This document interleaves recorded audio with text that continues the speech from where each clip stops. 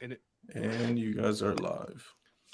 hell yeah, we're live. Yo, one last thing. Did you put up a tweet about it? If you put up a tweet about it, I'll Yeah, like throw it out. yeah. The stream's about to go out. Just waiting for it All right. to upload. Okay. Sorry for those technical talks we just started with, but we're back after a couple weeks for one more round. We got Mac Tyson, we got Smile'N Sam Alvey, and we got Only LARPing. And look, of course, Sam showed up with what do you got there? You got two things on your right arm. Yeah, I got two things. I got the thing I'm real proud of right here. That I'm the greatest karate in the world. I'm the heavyweight champ, baby. It hasn't left my shoulder.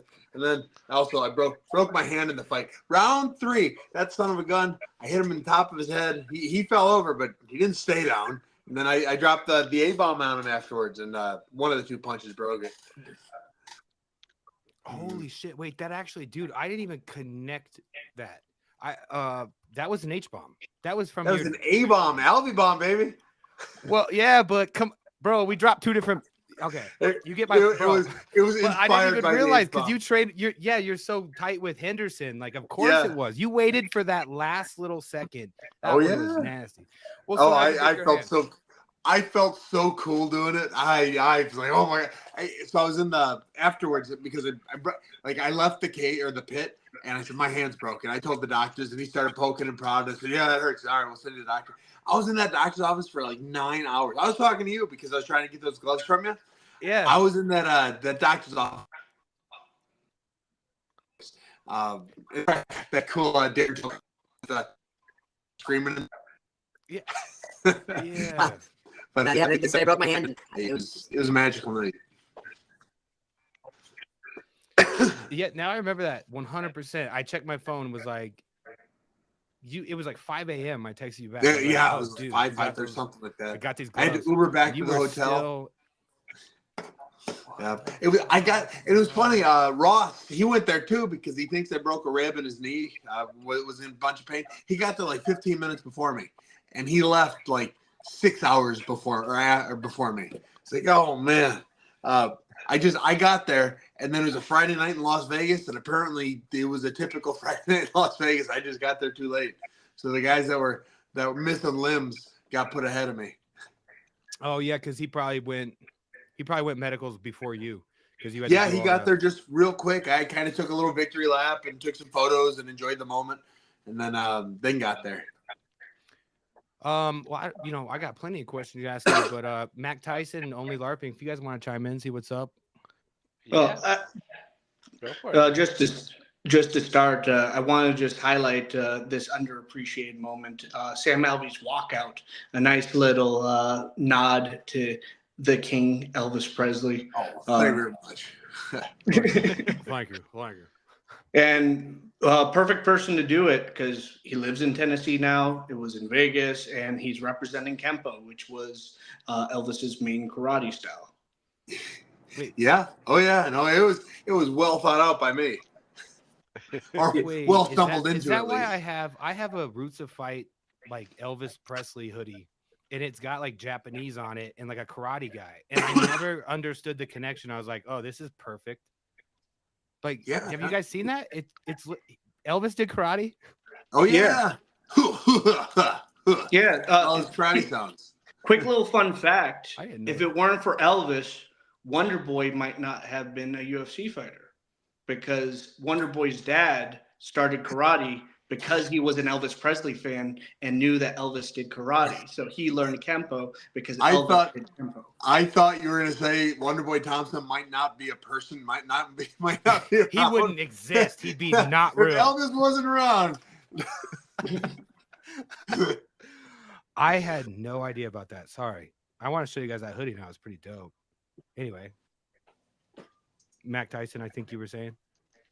Yeah, just it's a very underappreciated aspect of Elvis, but Elvis was actually one of the first people to really popularize karate in the United States because everybody always talked about it like as that was what helped maintain his balance when he was going through the whole craziness of like getting to a level of celebrity that no one had gotten to before in the world. He started training karate in Shotokan karate in Germany. He came back to the States, started training in Kempo with Ed Parker, the father of American karate. And then he got to 8th degree black belt in the Kempo system, also got a Taekwondo black belt, and he could afford all the best trainers. So Bill Superfoot Wallace, the undefeated PKA kickboxing champion, legend. He was an instructor at Elvis Presley's dojo in Memphis, because Elvis used to have a dojo in Memphis. They actually restarted it recently. Oh, that's cool. So who do you think would have won in a fight? Elvis, the king of rock and roll, or Bruce Lee? I'm a big Elvis Presley fan, so I don't want to answer that, but like I will king all day. I'll say that Elvis was underappreciated as a martial artist because he couldn't spar like after he got his black belt, but when he was going for his black belt, Ed Parker basically gave him the toughest instructor in his system. Yeah. And that instructor said, quote, your boy ain't pretty no more, but he's a black belt. That's a crazy bit of history I didn't know. I'll take Bruce Lee, though, for sure, depending on how fucked up Elvis was. Drunken boxing, baby. Hey, man, there's a fucking hot zone there where it's like 5 to 6 deep, man. I'm like Cody Garbrandt versus Dominic Cruz, but then. So when I first started fighting, I didn't know about the MMA world. I started with Kempo, but I never fought or did anything like that. And my favorite Jackie Chan movie of all time is Drunken Master. It is, I mean, if you haven't seen it, it is the best movie. It's better than Rumble in the Bronx. So before everything, I used to take a shot. But I didn't know anything about drinking either. So it was always like Southern Comfort or some garbage like that. Evan Williams. And I'll bet you it was 6 or 7 fights professionally. I used to take a shot beforehand. And I really don't, I mean, I don't drink, but I used to do that and it would burn. And I was like, that's what it's supposed to feel. It worked for Jackie Chan, so it'll work for me.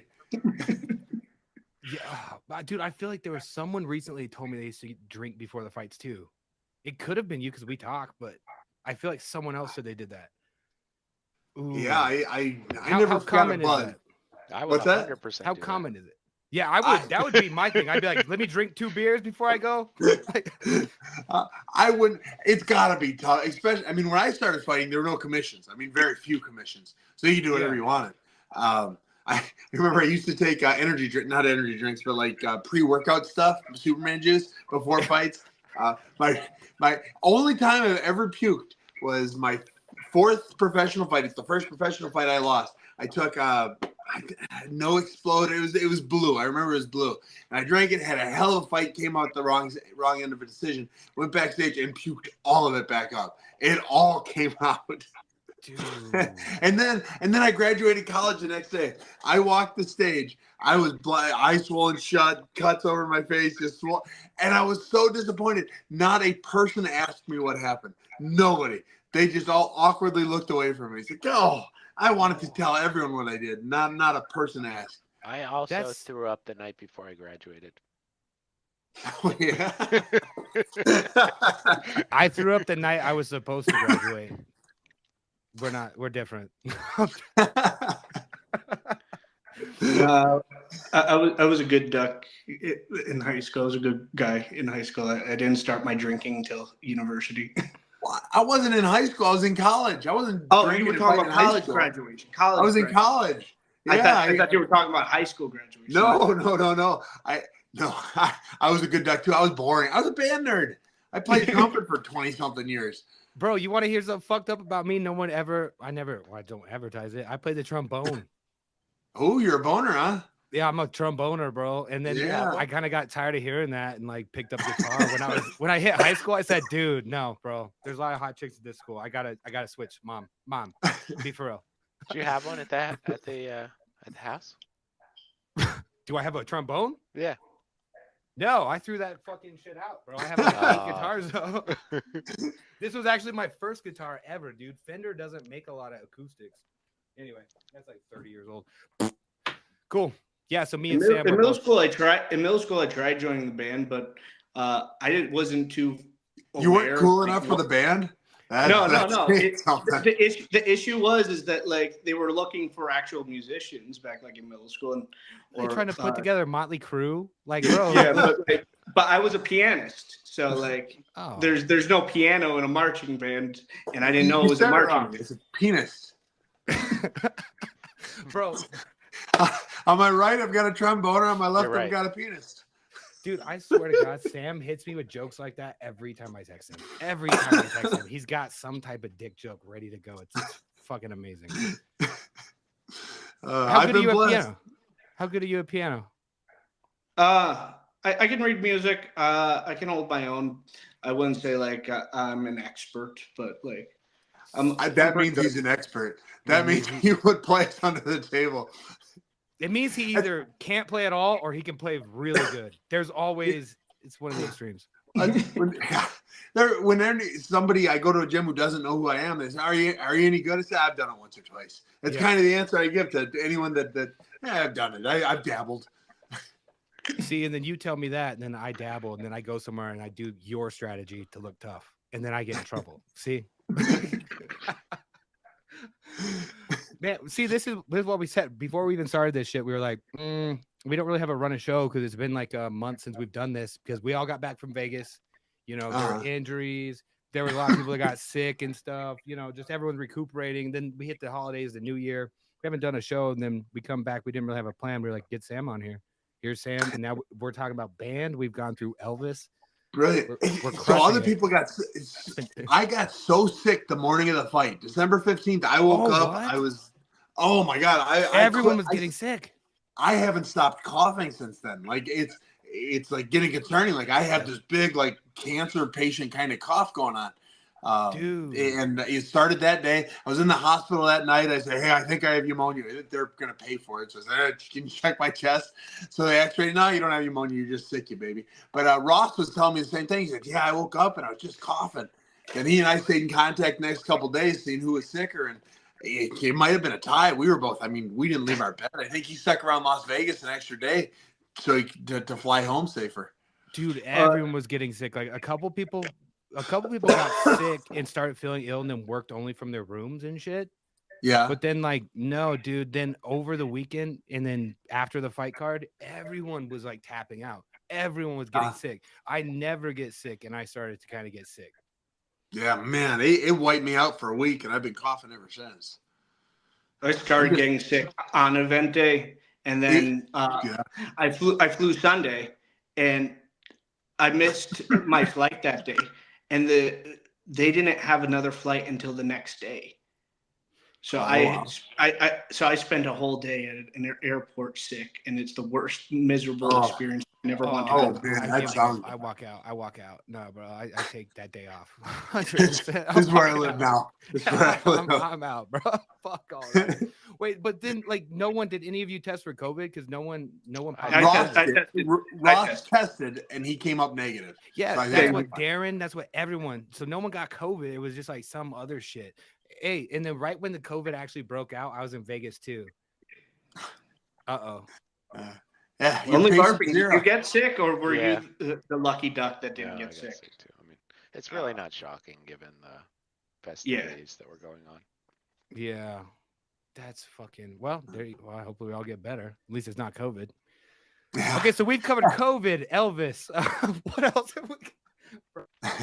Some people were wondering about like how much weight was Alvey actually on the day of the fight. Yeah. 232. So the way you went, like you're such a nice guy. I'm like, I don't think you'd lie, but also the hesitation. You can play those cards close to your chest, but you could tell you're definitely stronger. I was bigger. I felt it. The first clinch, it's like, okay, he's only 200 pounds. And it's like, okay, I can do this a little bit. So like, it was a little bit of I can move him. I don't have to try and slow him down necessarily. I can grab a hold of him a little more. And so that kind of switched by the end of round one as I took him down the first time. I said, okay, I can do this. I got that. To me, round one was the close round. That was the only round that maybe I got, maybe he got. He was a little more active till the end there. But then the rest of it I felt was my fight. But it was that moment at the end of round one where I got a hold of him and I felt all right, I'm 230 and he's 230 and he's 200. He said, I can feel this. if I remember correctly, I think I said before the fight, like it depends. Like if they get close, like if they get close and Sam finds out that he can kind of physically bully him around a little bit, that's where we might see that start taking that way. And like me and Mike Perry were talking about that as well. Like I love Ross, man. I love Ross. It was a competitive fight. You guys, showed out. But yeah, that first clinch when you got him down, I went, okay, Ross got to make an adjustment here, or that's gonna be the story of the fight.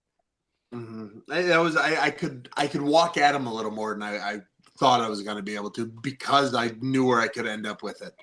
And then I figured out that pit. Round 2, I figured out how to use that pit. That I am now an expert pit guy. I figured it. It is so much fun. I love that pit so much. Can you give us insight on what you mean? What do you mean? Or do you not want to divulge those secrets? Nah, because I don't think anyone will be able to stop it. So you get to the pit, everyone tries to fall to the ground. You can't let them fall to the ground. You get them caught on your knee. You dictate which direction they fall. So you can take that second of grabbing them and try and make them fall to the knee that I've got pinned up there.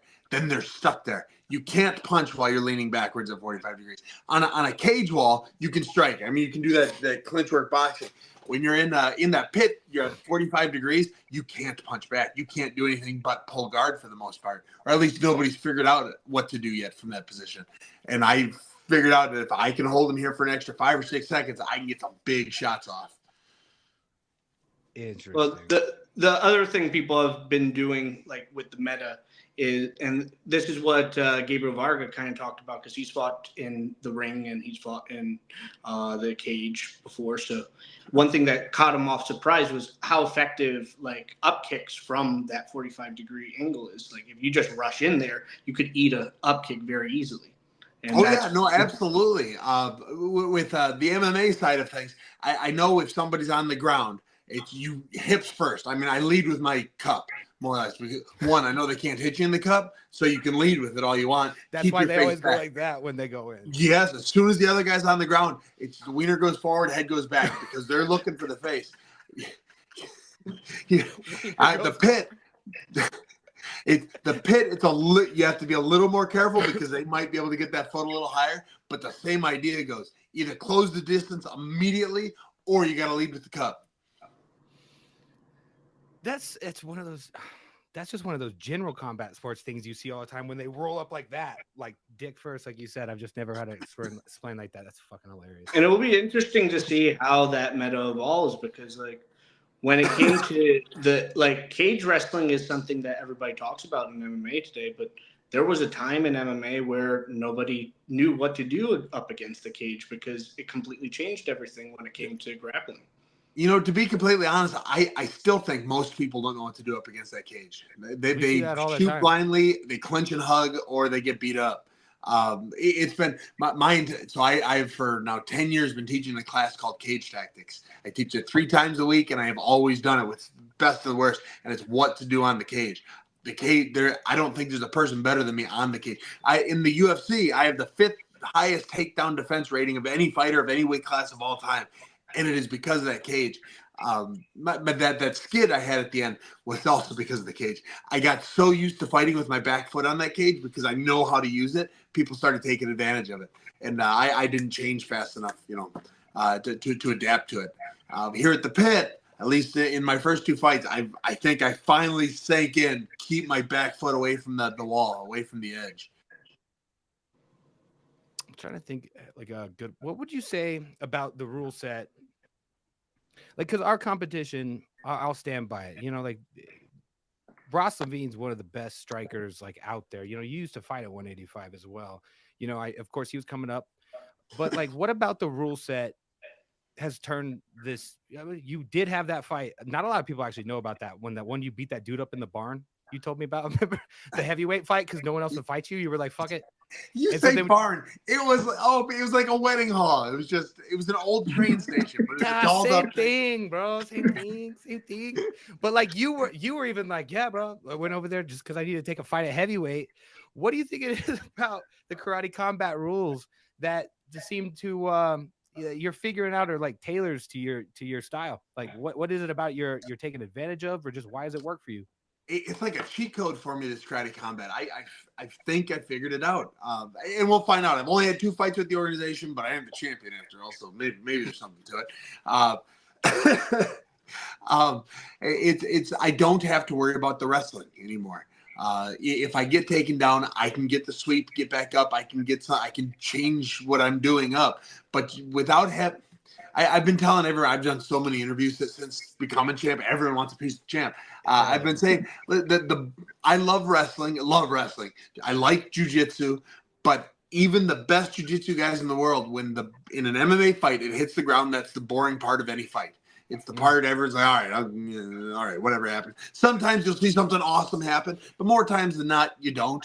Either the guy gets back up or he gets held down, and that's kind of what happens with it. Karate combat, you don't have that. I love the 5-second rule. I know they're talking about changing it to where as long as you're hitting them. We'll get into that next. I wanted to ask you about that. Hell yeah. I'll see. I love the not letting it stay on the ground for so long.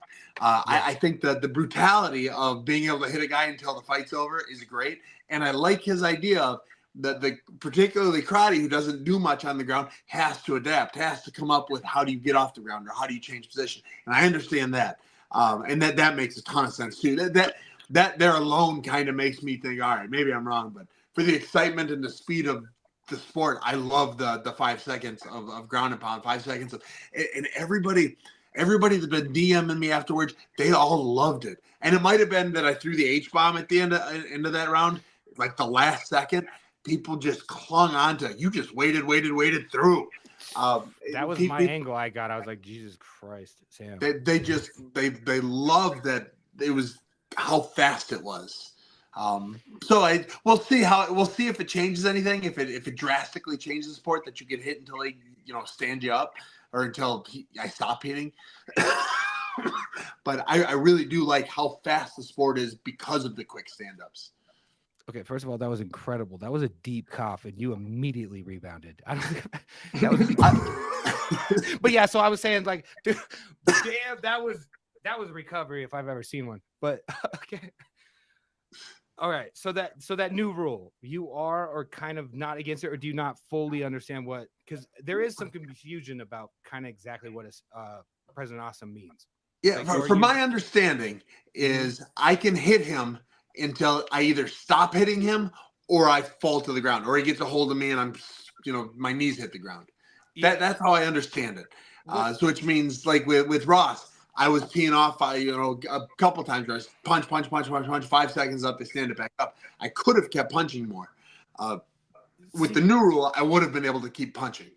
But what you just brought up a good point where now I'm thinking of kind of like an asterisk thing, like with that. Because yeah, you're right. Like the idea is when you drop somebody, there's no like second count anymore. You just got to immediately get active. You got to be actively pursuing a finish. Like so, and that means not like a couple shots here. Like you're flurrying for a finish. Yeah. But then that ruins it for like that epic, A-bomb that you talked about. Because how long do you have to initiate that? And I'm not saying the rule shouldn't happen, but like how do you incorporate that then, because that was fair. So how long do you have before you have to initiate? Because you waited till they went one and then you dropped it. Like you said, people were saying it was so quick you came up with it. Like, so how long do you have to then go initiate? That's a good question. I don't know. They haven't told me yet. I'm not even sure that it is the official rule yet. I've talked about, I don't think, has that been brought up, Mac? No, actually, no, that is something that like even I'm wondering like how it would be, because like if you don't want to incorporate timers at all, if you like a time, then it leaves a lot of subjective calls to the ref on how long you have to initiate that first strike. Because once you already have started striking, then it's basically you're trying to finish the fight. As soon as you stop striking, then you guys are stood up. And one thing I've advocated very heavily for is with the writing of it is not just also that you have to be striking, but it has to be actual finishing strikes. Yeah. It's not like Ben Askren style. No, Bobby. No, fucking Brock Lesnar. Like that looks wrong. That looked wrong. Yeah. But that's how he punched, bro. Like, remember how he? No, I can't do it. I can't do it without not looking weird, bro. You know his little rabbit punches. He go like that. Oh yeah, I'm gonna beat you, bro. Oh. Wait, Yeah, do it again. A little faster this time. Faster. I gotta switch hands. Yeah, remember how he beat people up like that when he dropped them, bro? Can't be that. Can't be that. Yeah. Well, the dude's got a hand that's like 3 times the size of mine. Like him and Shane Carwin had the biggest hands of all time. They had to like custom make 4X. So Shane Carwin was actually the one that they did. So Shane was my coach on The Ultimate Fighter. So he was telling us, he said, I'll give you 2 stories about him. One, we were on The Ultimate Fighter. He was the head coach. He came backstage, not talking to the us. He was talking to his coach. Orlando was his name. And he said, hey, coach, we got to talk about the UFC. They got to get bigger weights. And Lando said, dude, we're only here for 6 weeks. We don't need to get. It's like, no. My hands don't fit in between the plates. He said, oh. And then that let off. He's like, so, I was backstage. I believe it was his Brock. No, it couldn't have been his Brock. It was one of the fights. He said, yeah, he was backstage and he had there was 4X or 3X. 4X, I think, was the biggest. Yeah. He said, I couldn't get my hands into it. So he said, with the commission, he said, they let me cut the slip. And that's where the new UFC gloves come from, is because now the UFC glove is, you kind of feel like Iron Man. Your hand goes in, and then it wraps, and it wraps one more time. Mm-hmm. He said it was because of his fight there. They had to cut the thing up so he could slip his hand in, and they taped it in front of the commission. So Shane Carwin, biggest hands on the planet or something close to it. Dude, if I ever meet him, I'll fist bump him for real. I'm not trying to get like, I'm not trying to get my head. I'm not doing that. I'm not doing that to myself. All right. Okay. So we knew this would happen. We've covered a lot of fucking shit. Real quick, only LARPing, you've been quiet. I want to keep you awake. And I know we've kind of been talking about, let's get into some of your area. Sam, have you heard about this thing we're doing at the end of the month? I saw a couple of Instagrams that said President Awesome's mom's house or something. That's right. Yeah, that's a pretty good segue into it. Yeah. Hey, well, I'm going to grab 2 beers. I can still hear you, but only LARPing. Give us some details on what's going on with that, because some people on Twitter are kind of seeing this. We're on Instagram. It's maybe a little bit more obvious because you can go look at President Awesome's profile, but he doesn't have a Twitter. So if you want to give us some background and like what we're doing with this and, what the fuck this shit is, let us know. Yeah, so I mean, we're always experimenting, always looking for new formats. Last year we did the Kumite, a lot of Mac Tyson's efforts there, and he can correct me where I'm wrong here, but it was non-live, it was amateur fighters, and we shot 4 episodes in one day, a day after I think KC40 in Miami. And it went quite well. We got a bunch of fighters. The fighters have almost all been winning in karate combat. This year, to kick the year off, we're doing something similar but different. So still maybe not a contender event or a qualifier event, but 8 fights, guys looking to get in the league. They're pros, and we're doing it live. So, not a numbered show, lower production value, but we're still super excited about the format. We are putting a pit in President Awesome's mom's backyard on our tennis courts. We've styled it as a house party at Awesome's mom's house. And we got the one and only Rick Ross presenting the whole thing. It should be a blast, man. Should be a blast. Man, that sounds so cool. Yeah. That's awesome. I've got about 5 acres here where I live. Yep. And I'm thinking in my back quarter, I want to build a quarter pit, a half pit. And I've started mapping it out. What I think, I'm waiting for lumber costs to go down a little bit before I build it. But that's so cool that they're putting it on the tennis courts. Where is it? Where's she live? Southeast Florida. Okay, cool. Yeah, and I actually think if it works, we're gonna get a lot of people requesting to have it in their backyard. Yeah, I think so, man. No, dude, I could absolutely see that going. Yo, dude. I mean, remember that fucking show? They did one here in New Mexico one time, which I was surprised. But what was it fucking called? My Sweet 16 or whatever on MTV. I never watched the shit. Okay, yeah, that is a show. I never saw it, but I know it's a show. Yeah, but it was like some like insanely rich dude just throwing some crazy party for like their Sweet 16, something like their kids' sweet, right? Dude, if they made a whole show about people doing that shit, yes, you could get people to fucking bid to have a private fight card in your backyard. What is this, bro? I think so. You absolutely could. And you never know what's going to work better on the internet. Sometimes the lower production, stuff works better. And so. Well, yeah, because dude, it becomes more exclusive that way. Yeah. Because you have to be there if you want to see it really like that. Yeah. Yeah. So I'm pretty psyched. That's 2 weeks from tomorrow. Yeah, sweet. What's the other thing I overall left goal? out. Like, yeah, is these fighters are all gonna live together for a week in advance. We're gonna put together a couple, really quick mashups, a couple of episodes to put out in the fight week leading up to it. What weight class? I should have thought of this before. Why don't you have coaches? You should have anybody. 2 fighters, 2 champs, fucking coach each team. So I think we do. We didn't even bring that up. I think, and this is not released, but I think Boss and Raymond Daniels will be there. To kind of in the mix to like, I don't know if it'll be like teams per se, but like that kind of role. Senseis. Yeah. That's dope. I think that could. That's cool. Are there going to be any champions in the audience? There probably could be. All right.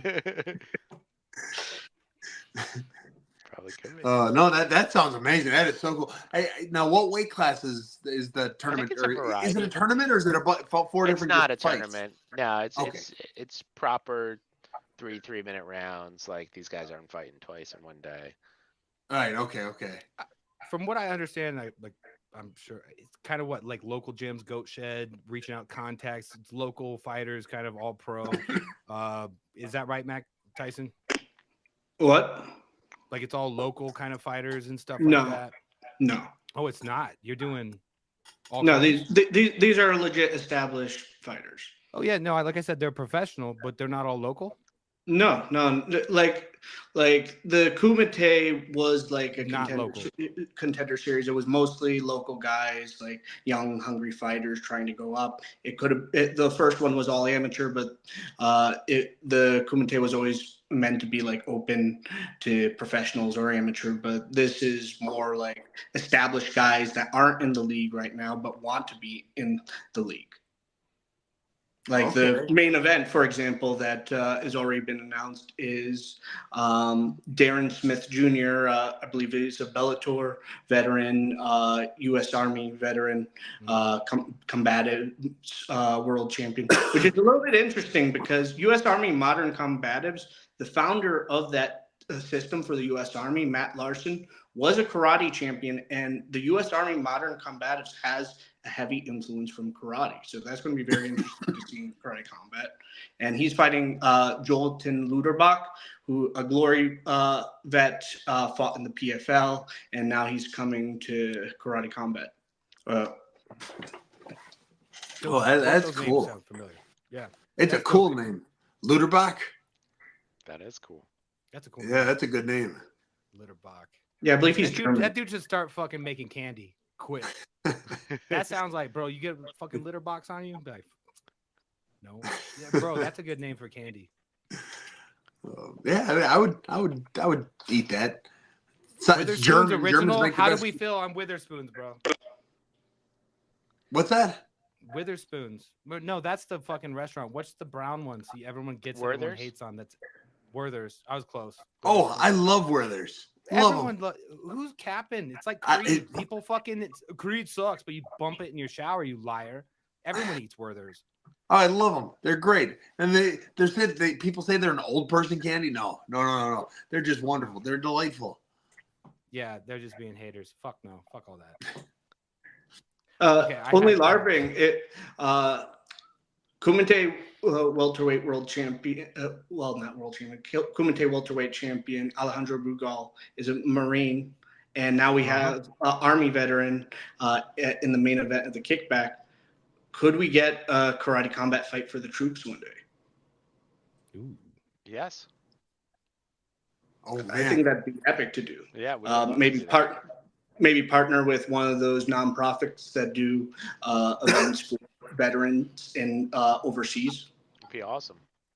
Okay, we gotta I've give done a fight those to Vargas before. if we did that. Though. Like Vargas been going for a fight forever. Did you do a UFC fight for the troops one, Smile? Sim?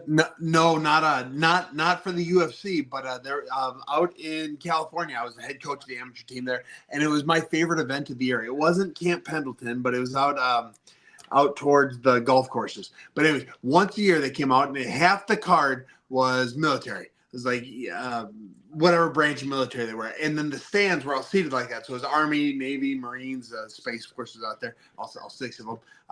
But it was everyone was there, and then they would fight the amateur fighters, and they got into. I mean, it was the best crowd I have ever fought for, UFC included. The Army, because they were stuck in their barracks, they're stuck on base, and this came to town once a year, and it just everyone was there. It was I loved those events. I tried to get on that, and every year I'd have 3 or 4 guys on the card, and it was just amazing. Dude, they do one here in New Mexico where like they get some like professional fighters on the card, but then they let the fire department fight the cops. Oh yeah, That's some GTA shit. I Now like that you that. describe that, I'm like, Christ, I live in. Man, that's great. Where do I live? It's amazing. Those guys fucking bang. You know those guys don't Yeah. like each other. We're all here to protect and serve. Fuck you. Like I don't get what the fuck. That shit's big though. They do that. They do that here in New Mexico. 100%. That's cool as fuck. We should definitely look into that I'm type in. of stuff. yeah. You get the crowd into it. Okay, I have like a bunch of questions still, and I don't want to take up all the time. Mac, you got one while I try to figure out exactly what I want to do. And if you don't, we also have Only LARPing. Well, I want to give You got Sam a moment real quick because I know he's been hampering away trying to get some of his guys into karate combat. Give a shout out to your guys that you want to see in the pit. Yeah, so I've got 2 guys. They've been training partners of mine for a year, and they're just wonderful. Chase Peel, you guys will love him. He is as traditional karate as there's ever been, but then he adapted it to MMA. The kids, he's done a kip up in a fight. Like he got knocked out, he kipped up and attacked into it. It was the coolest thing that has ever happened in a cage. What's his name? Chase Larson. Chase Peel. Peel. Okay. Yeah. Keep going. His father was his instructor growing up. He was actually in my corner for this last fight. He and his brother. His brother just doesn't fight. But Chase is one. He will be the champion if you give him the shot to be it. He's that talented in his karate art, and then as athletic as he is, he was doing real well in MMA as well. And then a younger fellow of mine, Nick Myers. He's got 2 black belts from when he was an adult, but as a younger, I think he's like 24 now. He was 18 when he got his black belts. And he was one of my training partners. I went out to California and I needed to find bigger guys, and he was throwing. I mean, he was doing all the fancy question mark kicks and the big kicks and the spinning this and that.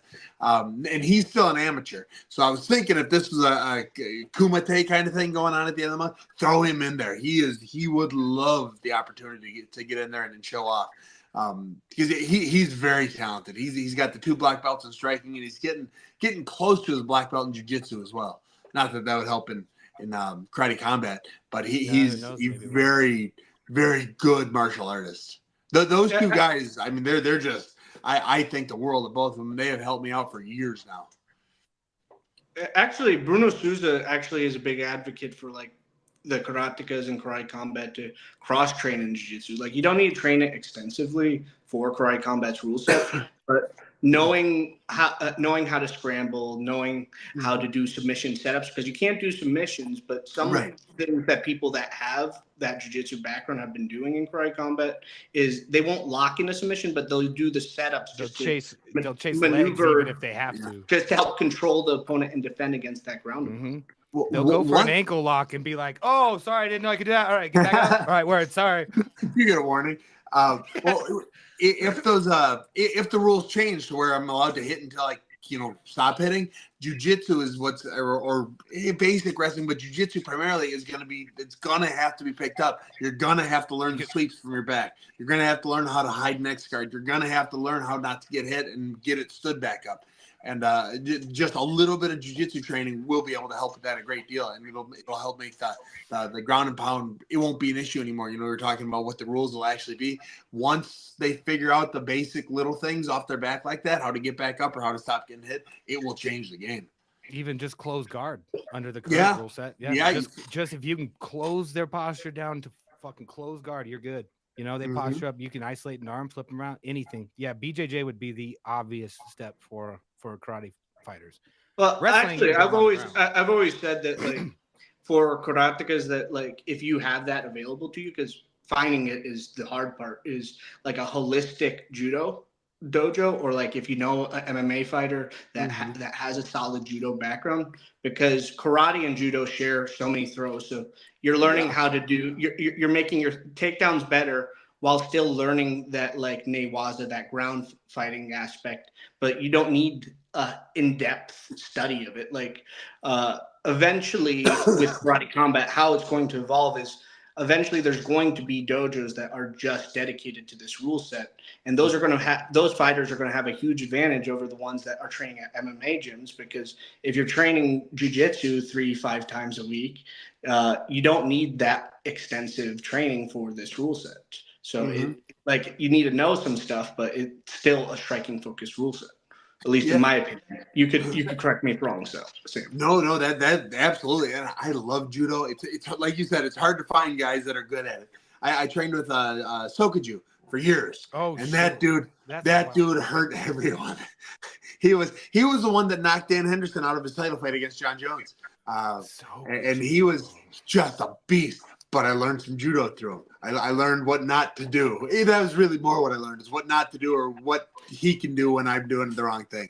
And that'll go a long ways. But I think you're right about that. You will get these karate dojos that are just that will build the wall in their, the pit in their gym, and make it, we are a karate combat led dojo kind of thing. I would love to help part of that. Jiu-jitsu is big and all that, but karate is so much bigger. In any city, there's a jiu-jitsu school and there's 10 karate studios. There are 10 different people that have studied and learned it. And it's such a built-in audience for what we do for this organization. I would love to be an ambassador. You just go and watch the fights in a gym. I had an idea. I thought it was a brilliant idea.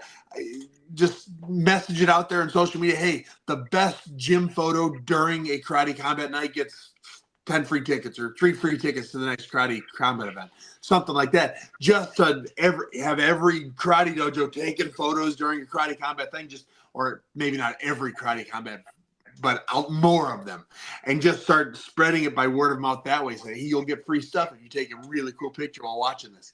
And then you'll get these dojos getting their kids together, getting their students together, getting their adults together to watch the karate combat, like so many MMA gyms do with the UFC. And I think that I would love to help be part of that, show up and say, hey, I'm Smile'N Sam, and I'm the greatest karateka in the world. I love go this ahead, go ahead and add marketing expert to your resume right there with that. Sam, that's definitely something I'll talk with you more about, because that's actually like an initiative that, like, I've been like kind of like writing draft notes for. It's any city in the country has at least 3 karate studios. I mean, the small cities, the big cities have more. And it's a built-in audience. We are karate combat. We are the most entertaining combat sport on the market.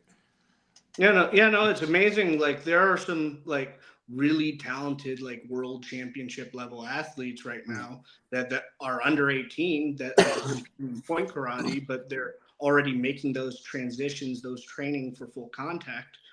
They're usually doing it like at MMA gyms because that was available. But if you had karate combat dojos, some of them don't even want to go to an MMA gym because they feel like they're a karateka. They want to train with a karate dojo. So like they would train at WonderBoy's gym, but they wouldn't train at like American Kickboxing Academy. Right.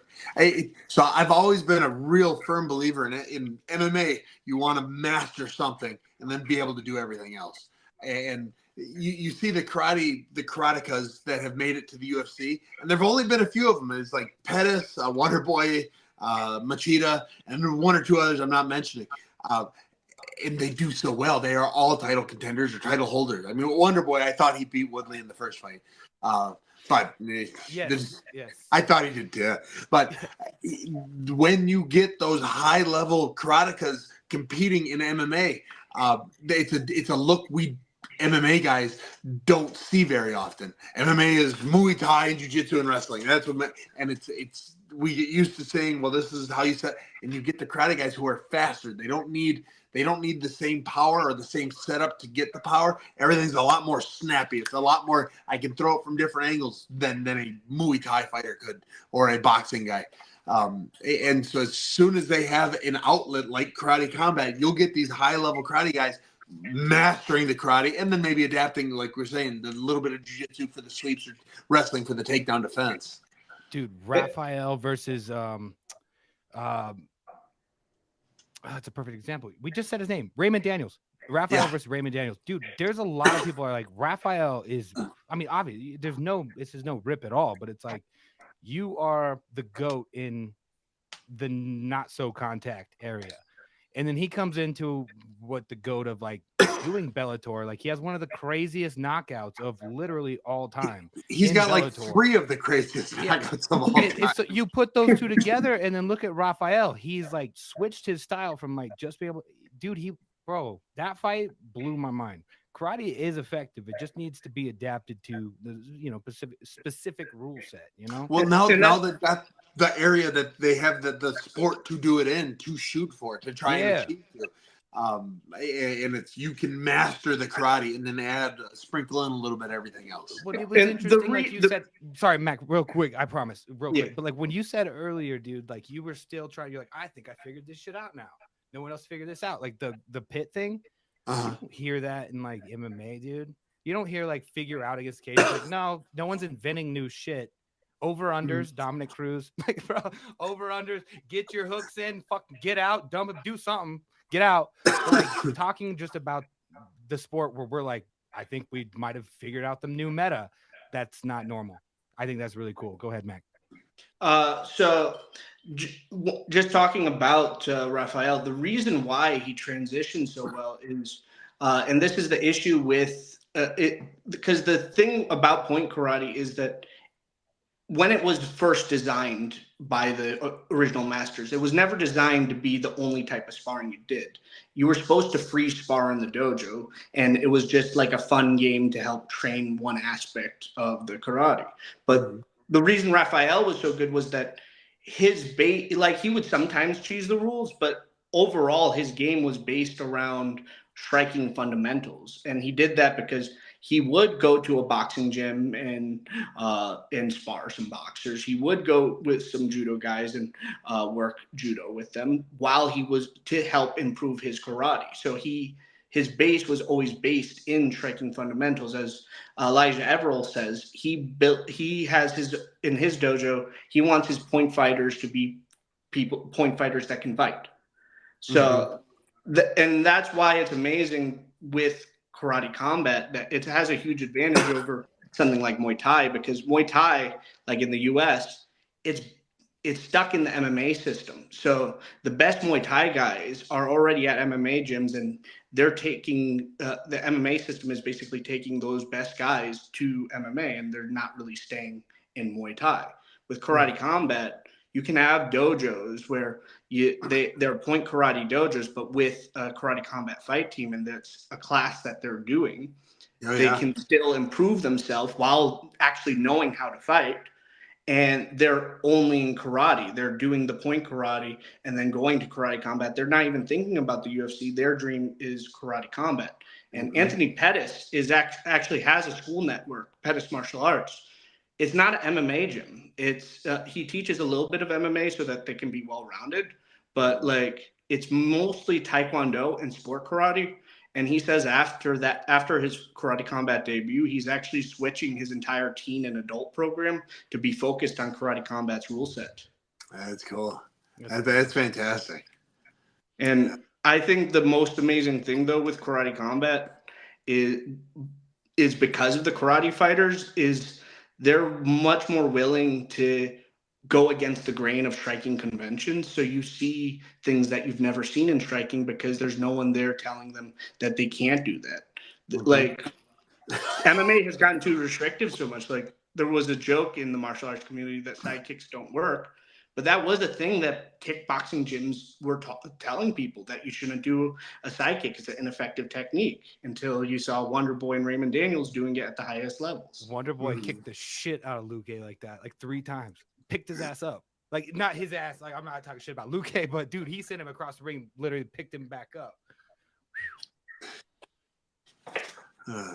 Well, we evolving together, boys. So, okay. Sam, will you maybe one day open a dojo and teach Alvey Kempo? Oh, I would love to, but I've always wanted to have my own gym. I just can't do it while I'm still fighting. I've seen so many high-level fighters just lose that step because they have to worry about everyone else. So I'm coaching. I've been coaching my whole life, but or my whole adult life. I really haven't. I turned 18 and started coaching more or less. But I'm not quite ready to pull the plug on getting in the pit. I gotta get hit a few more times first. Well, you know what'd be interesting though is Cowboy Cerrone has the BMF ranch. You got a farm. What about the first dojo ranch?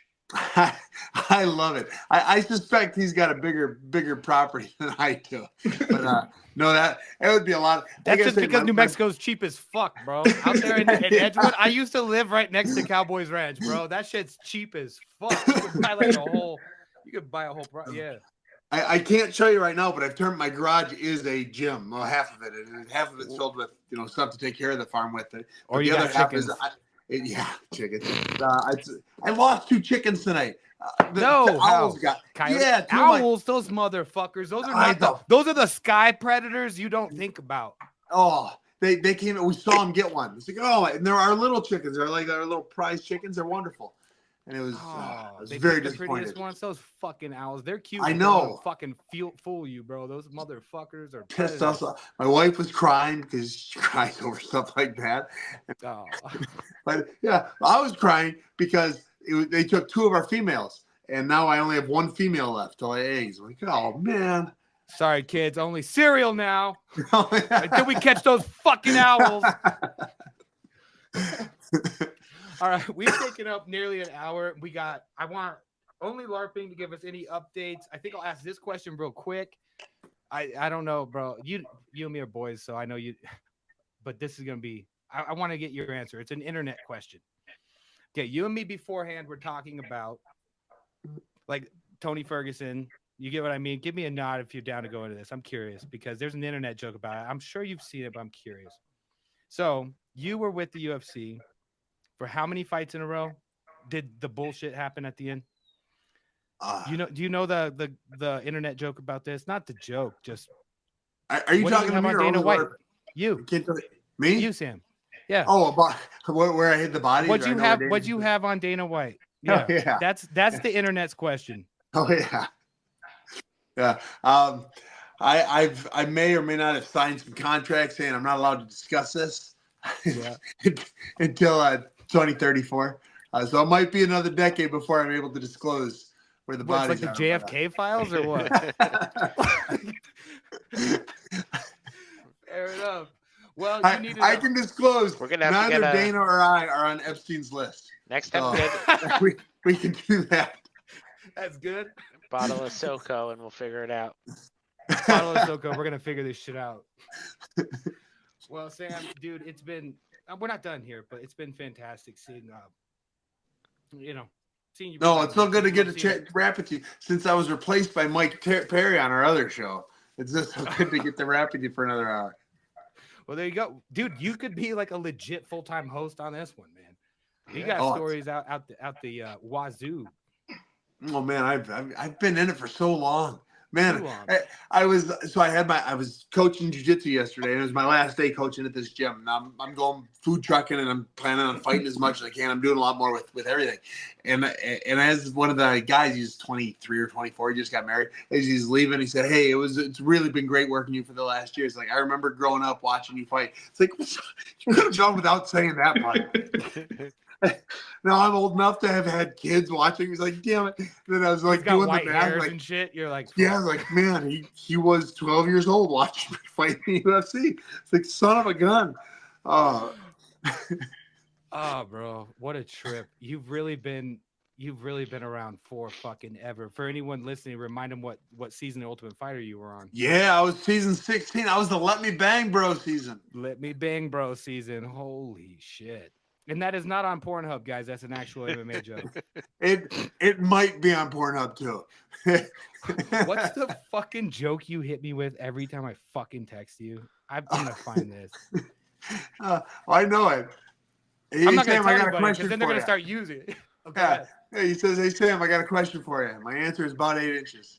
Yo, every fucking time. Yes. He's done it in person. Okay, that's he'll set it up from anywhere. He's like Steph Curry with the ball behind the 3-point line. It's crazy. Okay, only LARPing. You got any updates and shit with us? Web3. We got obviously this crazy house party thing coming up. Yeah. Who knows where that goes? But what you got for us, baby? No, I mean all the Web3 stuff's going great. We had 11,000 people play up only gaming at KC43, which is pretty sweet. Damn. 2 times as many as the time before. So go download the app, get 88 free tokens so you can play at the house party. We're gonna run up only gaming on it. Should be a blast. Also, we'll have a vote in the app, I think, very, very soon, like tomorrow, about the rule change. The guys were discussing it in the forum. It looks like it's got legs, like it's probably gonna get approved. So we could see a new rule for the event in 2 weeks. I really love that about us, adjusting and letting the people decide. It's fantastic. It's just right there. I got an idea for you guys. Yeah. You know that the rule in MMA that people absolutely hate is the 12 to 6 elbows. You guys should be the first ones to allow 12 to 6 elbows. Mm-hmm. And then no other elbows. Just 12 to 6. Just the most violent one. You know the story behind that? I'm sure you do, Sam, but like the story behind the 12 to 6 elbow is purely that when like John McCarthy and them were sitting in the room negotiating essentially with the athletic commissions of Vegas, like how to get this sport approved. They're like, no, I've seen karate guys. So this circled back to karate. How do you like how I did that? Yeah. I've seen karate guys go like that on a cinder block and break that shit. You can't be doing that. What the fuck? And so then John McCarthy's sitting there like, dude, bro, like, it's not like that. Like, no. And so they let them have that, like, as a form of like, okay, look, we won't do this like the karate way. We'll do it like this. Is that okay? All right, cool. So you can't do karate elbows. You could just call them karate elbows, honestly. Oh, I like it. Has anyone ever said that? No. We gotta. No, it was karate elbows. Karate elbows is why 12 to 6 aren't legal. That's fact. That's in the Bible. That's it. That's fact. No cap. Legalized karate elbows. Karate is too dangerous for the octagon. It's official. Yeah, oh, dude. They'll never let us back in Vegas. Yeah. They're gonna change it eventually, dude. You gotta get a couple. No, because UFC's not like Karate Combat. Like they're not going to it's the unified rules. It's really too established right now. True that. It would be amazing if they would follow Karate Combat's lead and open things up, because I think grounded knees makes MMA 100 times more exciting, more than the soccer kicks I can live without, but grounded knees, it makes ground fighting 100 times more entertaining. Well, the number one way it makes it more entertaining is just you can't scramble and hold on to people's legs out of desperation anymore. Like there are so many positions that you can kind of, hide, not necessarily hide. I'm not trying to say that, but like hide in that you would get kneed. So it incentivizes standing on the feet and fighting. But we take it up an hour, boys. Only LARPing, Sam Alvey, Mac Tyson. This is a banger. In fact, Sam, anytime you want to come on, we got you. We didn't even get to all the questions we want to hit. Anyone got any last remarks? You take us out of here then, Mac. I'll take you all home. Let's go. All right, that's another episode of One More Round. Now that we're back, I think Sam, dude, I know for a fact when we used to do a podcast. Max said he wanted to take everyone home, and Sam dipped immediately. Yeah. No, but he does his podcast like from his garage and is far from the Wi-Fi. So I think he just lagged out, or a bunch of gotta get chickens him an came into his Ethernet garage. cord. We need like an 80-foot one. I think we Yeah. even tried that, but he's all good at it. It was a great time for him to lag out. Yeah. But yeah, boys, another banger. Thanks, and man. we got a lot of shit. We'll be back next week though. This is gonna be consistent again. Sounds good. Sounds good. Later, guys. All right. Later, brothers. Later, karate fans.